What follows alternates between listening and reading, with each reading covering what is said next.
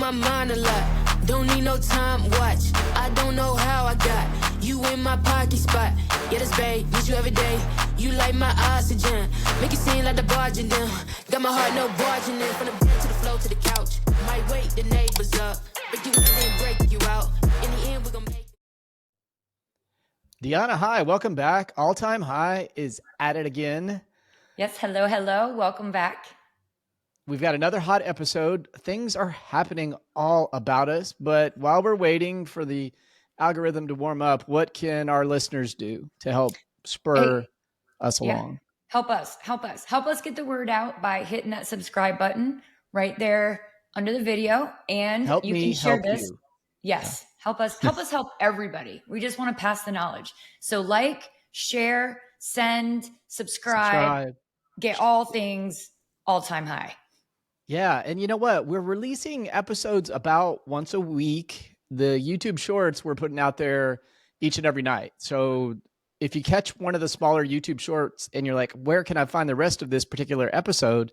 It may not be published yet. That is part of our social media delivery.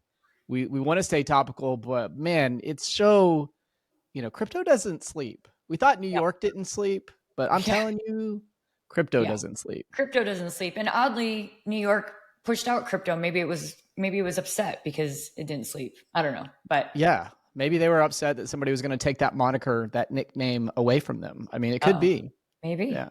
Because over the weekend, we thought it was going to be kind of a non-event, but there was an incredible amount of activity. Yeah. The market went south.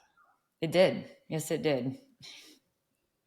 And I'm not saying it's a buying opportunity. Do your own research. My financial tolerances are not yours, nor are they Deanna's. But oh my, I was picking up some pieces. Yeah. I have a whole, whether to buy or not to buy commentary that I'll say after we get to some of the meat of this. But yeah, I have a little bit of a different perspective on it.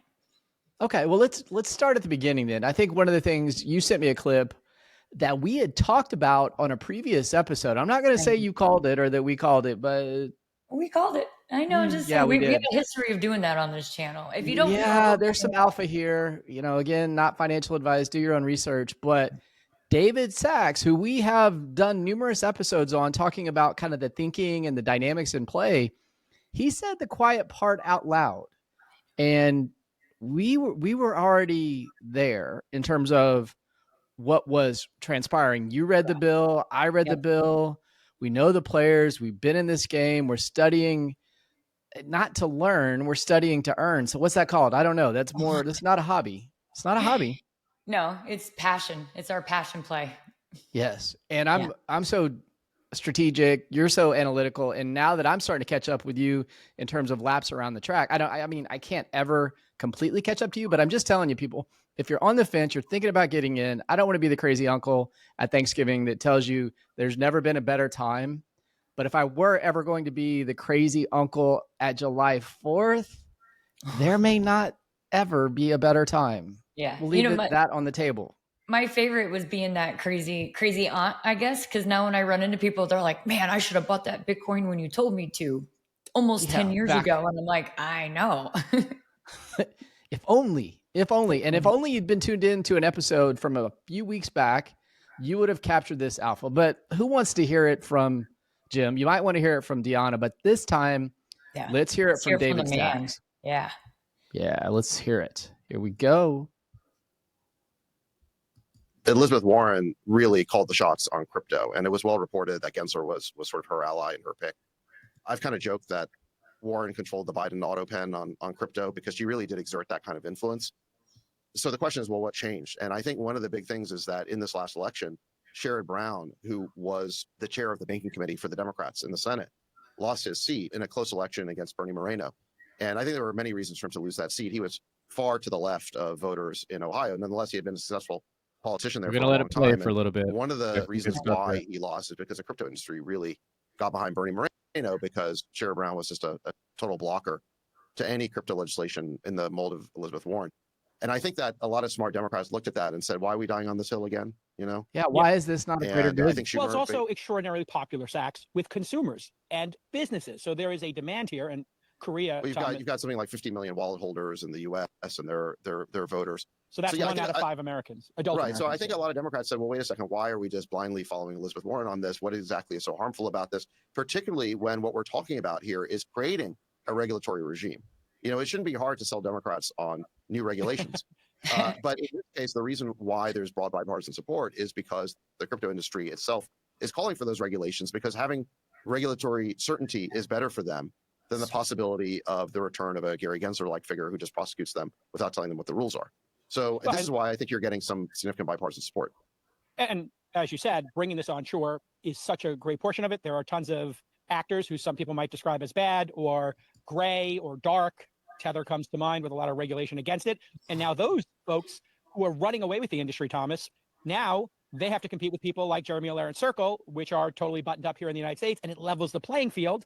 So it's an example of actually good regulation, bringing this opportunity back onshore and taking it out of the gray area. Just on the All right, so let's talk about this for just a second and then go back, because there's one more step in this conversation, and he had a lot to say there.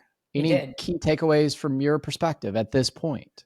Yeah, I mean, I think everything he said, before this whole change of last year, the crypto industry was just a mess. It was a lot of good, working, right people, or people trying to do the right thing, intelligent people, bankers, libertarians. I mean, you name it, it attracted everybody. Everybody wanted to do the right thing, but there was never any guidance. So seeing this now play out is a step in the right direction. I think we can let it keep going and see where it ends up, but it's nice to have this regulatory oversight now so that we can play by the rules. Yeah, and interestingly enough, one of Warren's great conversational pieces was about how the bad actors existed in crypto. And the irony of not having any rules or regs was that the bad actors were allowed, almost, if you will, encouraged to continue to participate in illicit activities by actually defining the rules of the road, which she worked hand in hand with Gensler to stop from happening. But it became evident that you took, and I think they just gave the number 15 million people. It made them single in what was at the time perceived to be a close election cycle, no matter how it turned out. I mean, it was not going into it anything other than a tightly contested race was what we heard. And as a result, if you flipped 15 million people, a lot of people look back in 2008 when social media was a platform that was relatively new, that really flipped the election to that particular president. And now if we fast forward to the election in 2024, they are going to go back in history and look at crypto as the thing that flipped this election. And give credit to the one candidate who was willing to do that. But in my mind's eye, it is not a aisle issue. This is for the greater good. Yeah. And I'd even go further to say that I think crypto is a huge part of that. But I think the US just in a whole, we were getting a really bad name for not staying up to par with the technological advances that are happening, like AI as well. And so without a new person embracing those things, it was just evident that the US was going to fall behind. So I think all of that came together as an important part of making sure that we continue to lead from the front when it comes to finances and technology. So who do you think Senator Warren was protecting in her efforts to delay things? Who do you think Gensler was protecting in his efforts to enforce it was regulation by enforcement. Come in, talk to me. And if you're doing something interesting, we'll put you out of business, like a library, they tried to do with Ripple.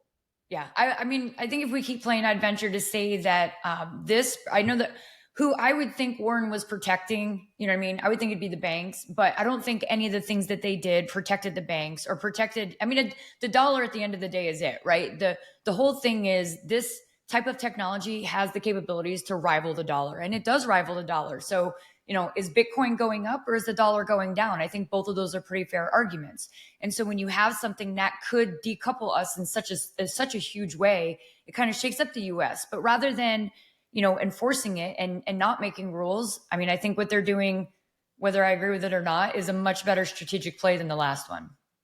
Oh, for sure. And it was time. It is time. Here we go. And here's where we are, kind of an up-to-the-minute update. The whole offshore versus onshore. So it is true that the number one stablecoin issuer on the planet right now is an offshore company.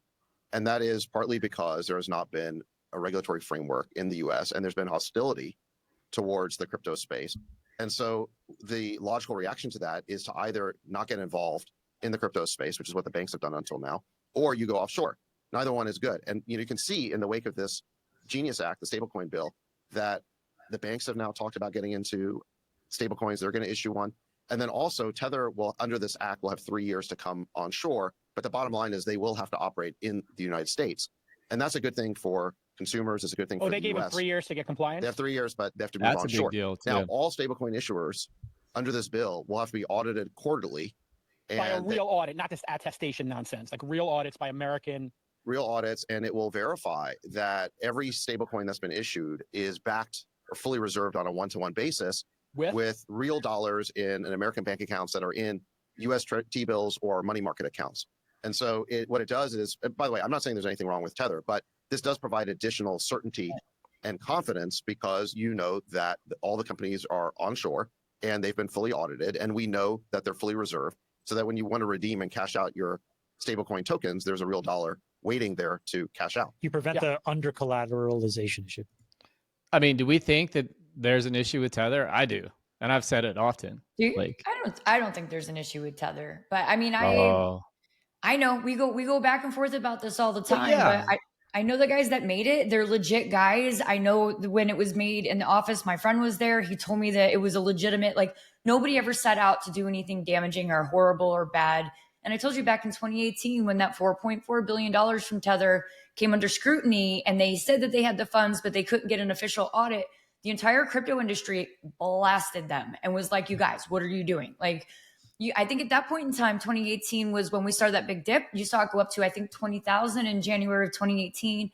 And then it started to decline after that. And it dropped back down to 3,000.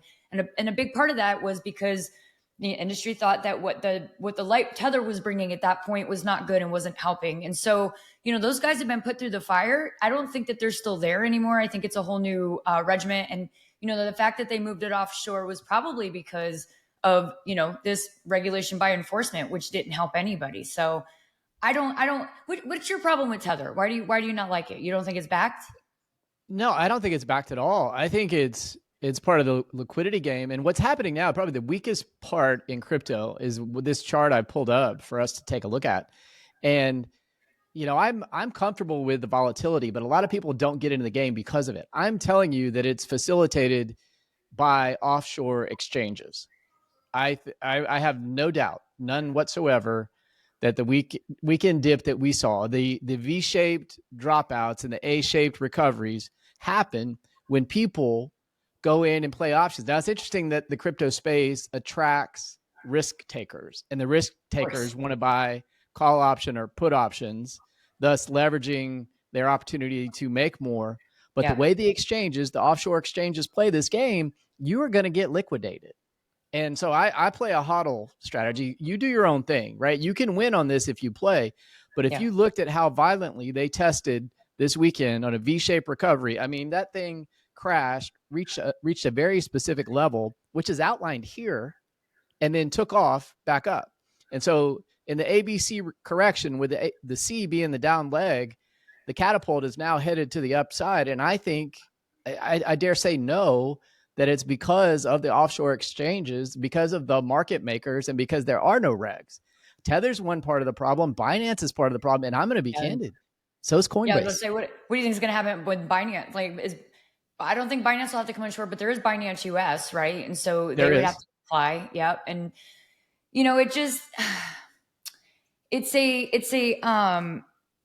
it's kind of a crazy situation, right? And when you say that, crypto attracted risk takers, you're right. Crypto attracted people who saw a hole in the system, whether it was the way to make mankind better, the way it was, or take monetary resources out of the hands of government because of the way they were spending it and the after effects that happen to us and not everybody else. Actually, what's really funny? My son and I were just talking the other day about the gap, the 20, right? The top 20, bottom 80, and how that gap has continued to grow. I think since the 80s, it was like late 70s, early 80s when they took us off. It was what Reagan made some kind of tax breaks for the wealthy. And then there was a huge jump in trickle wealth, down right? economics, maybe. Yeah. Yes. Do you know the last 2 times that there was a gigantic move in wealth after that? No. 2008 crash. There was a huge Sure. jump. That gap got Yeah. wider. Why? When we were losing houses, people were losing houses. The rich got richer when they were being greedy, playing gambling on the houses anyways, right? So they got Yeah. richer. The second time it happened COVID? was, yeah, I wasn't going to say it. But Oh, yep, yeah, this episode's ruined. Sorry, y'all. it's okay. One day the- we're going to make it through. I know. It's very difficult. It's very difficult to do so. So think about like the psychology of that. You have a banking system that every time a major issue happens, the rich get richer, the poor get poorer, and that gap's widening. Crypto was a way to flip that. To me, here I was, retired Army, a medic, not backed in finance. That wasn't my thing. I kind of understood technology, but Bitcoin was my introduction to both finance and technology, which I loved, and emerging tech. And I saw it as an opportunity to level the playing field. And I could play. I could jump in. I could jump in and buy any cryptocurrency I wanted. I didn't have to be an accredited investor. I didn't have to ask permission to do it. You know what I mean? Like, it was, for the first time, it actually felt like freedom. Yeah. Isn't that cool? What a great feeling. So, and I want to walk through this on Bitcoin. I mean, there's several liquidation levels here across this particular chart. Yeah. And what it shows are the call options above. The blue line is the actual pricing where it's at. And you've heard of Max Payne theory? Mm-hmm. Yeah, that's what these exchanges are doing. They're basically eliciting Max Payne for their capitalistic purposes. They're going to make more money by introducing the Max Payne to retail traders. So this information is available. And you can see in this particular scenario on the far left that a lot of call options all the way up to $110,000. And then there's a few options down here just below 100,000. Like the top of this range is 110, the bottom of it is 100. And what I want to share with you, because that was something that I pulled up on a Friday, what actually transpired during the weekend is nothing short of amazing. Sorry that it's taking me more. Are you saying saying your thoughts is because of testing? Because I have a different thought of why all that happened. Because of testing? Yeah, is that what you said? Like they were doing testing. I thought this is what you just said earlier. I could be wrong. No. I think it's Max Payne. I think it's the market makers liquidating on top of the options so they can make more money more quickly. So when you look at, that's my chart. Sorry. Oh, wait. Okay. They may not know what a market maker is. Do you want to let them know what a market maker is? Well, they should go back and look at our episode on Wintermute. That is the one that we kind of walk through the mechanics of how this game is played. Yes. Step by step by step. I don't know that I'm going to be able to produce, get the deal up on the screen that I'm looking to get up on the screen and still be able to do that in enough time. Okay, here we go. Last 5 days, going into a weekend, sitting around 103. And if you look at that bottom, he cleared 100,000 for sure, got down at 98, and now it's on its way back up. It's uncanny on these V-shaped recoveries. I mean, you really do, to the best that you can, get in here at these bottoms. But look when this is, and this is the other interesting, painful, exciting, whatever you want to say about crypto thing. Sunday, 5:15. I mean, that's in the afternoon, so call it, 2 or 3 o'clock when you're hitting those particular levels. Yeah. And so don't sleep on crypto. That's for sure. Yeah. My, honestly, I think it had more to do with everything that happened this weekend and all the conflicts going on. You see it kind of mimic, right now, it still kind of mimics the regular investment cycle, even though it doesn't work on the weekends. But when you have uncertainty in the world and when people aren't as confident, you start to see some of that liquidation happen. And my caveat to that is this. Jim said earlier, it may not be a good buying time. I'll say this. At some point in time, somebody is going to find themselves in need of a currency outside of the currency that's native to them. And Bitcoin is the option for that, right? So let's say, everything goes to hell right now and the US dollar gets wiped out. Those who have Bitcoin are going to be fine. And that's why you're starting to see some of these states and some of these places have Bitcoin reserves, is so that they can leverage, if the dollar drops, here we got Bitcoin over here to kind of balance us out. And so while it may not be a profitable time to be purchasing, I think one of the sayings is you're buying Bitcoin to make more money, or you're buying Bitcoin to have more dollars. I'm buying Bitcoin to have less. Yeah. What's your denominator is a big Big key. Look, I know, and we're just debating this. I'm not right. I'm not wrong. You're not right. These are our thoughts. But here I am. I just pulled up the Qs, triple Q, and look at it over the last 5 days. And so, I mean, you're in a range here of 524. This obviously doesn't trade over the weekend. So you don't have some of the activity. Like you go from a Friday, the activity that occurred over the weekend happens. And I mean, we went down to 524, but we're up at 531 already this morning. That was a very limited drawdown, if at all. And that is one of the other aspects of this industry that is somewhat challenging with regard to the 24-hour maintenance of it all. Sometimes an event like what we saw happen elicits a response because it's the only place open for business. Yeah. Yep. Agreed. Well, and then there's uncertainty, right? Like the first thing you want is money. Like I'm not going to lie. I think all of us have it in our heads right now. Who's getting hit next? Where's it going to come? In fact, I know preppers, you know what I mean? Like I'm ready. I don't want to say it because I don't want people to come if something happens and like raid my house, but I have all kinds of things ready to be prepared to take care of ourselves to make sure that we're good. And I think sometimes that's you live in Texas, so they might not want to raid your house if anybody's familiar with Texas. I'm not saying what I'm not saying, but I'm not saying nothing. Yeah. Yeah. You're not saying that. I'm not saying that either. I'm not saying that, but I'm just saying. It's how do you not have those thoughts right now? Right? Like and so in uncertainty, the first thing you do is I want my stuff. I want to make sure I have my stuff. I want to make sure it's in my hands. I want to make sure I'm not going to lose it. And I think sometimes that's why people liquidate. Yeah. And fear of loss is a great motivator. I don't think typically in the early innings of crypto, which we are still in because legislation, we just got through Senate. Now we get to go to House of Reps. Yep. I don't know if they're going to negotiate this thing and go through. And if they make, just so you know, if they make a bunch of adjustments, guess what? They get to pass it like it exists today, because if it doesn't pass like it is, then it's going to come back for another vote. And I'm optimistic. I don't know if I'm hopeful. Like I'm 52% that this thing is going to make its way through the House of Reps by August. And we're only in June. Yeah. Yeah. I mean, I think it's going to pass. I think it's going to pass because up until this, the banks are missing a piece of the pie. Oh, do you know what I saw the other day? I went to set Bitcoin on Cash App, and this blew my mind, right? Because I used to work in payments. I worked for GoCoin. We accepted cryptocurrency in exchange. So what would happen is somebody would pay in Bitcoin or one of the other altcoins that we would accept, and then we would pay that merchant out in USD. And we had two separate things, so it wasn't like we were cashing out every time. We had many reserves. Everything was good. I love it because there's no chargebacks when you're doing it for commerce, right? So when you would get somebody canceling and I want my money back, and I'm saying you don't have any of that in crypto. That doesn't exist at all. Well, Cash App the other day, when I went to send some money, I went to send some Bitcoin. Do you know what it did? Do you know what it was going to charge me? What did it do? It was charging me for speed.